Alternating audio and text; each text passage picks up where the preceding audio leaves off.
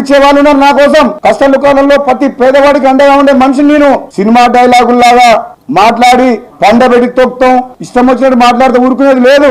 కాంగ్రెస్ పార్టీతో నీకున్న పేగు బంధం తెగిపోయింది. ఓటుకు నేటు కేసులో నువ్వు జైలుకు పోయి వచ్చినావు. తెలంగాణ ఉద్యమంలో నీ పాత్ర లేదు.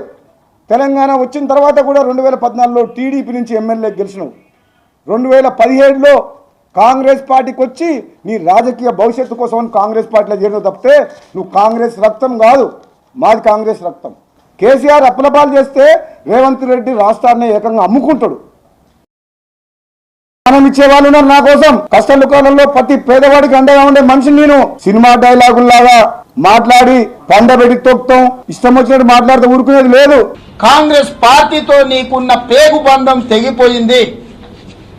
ఓటుకు నేటు కేసులో నువ్వు జైలుకు పోయి వచ్చినావు.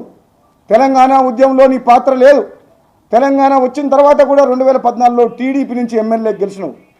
2017లో కాంగ్రెస్ పార్టీకి వచ్చి నీ రాజకీయ భవిష్యత్తు కోసం కాంగ్రెస్ పార్టీలో చేరినావు తప్పితే నువ్వు కాంగ్రెస్ రక్తం కాదు, మాది కాంగ్రెస్ రక్తం.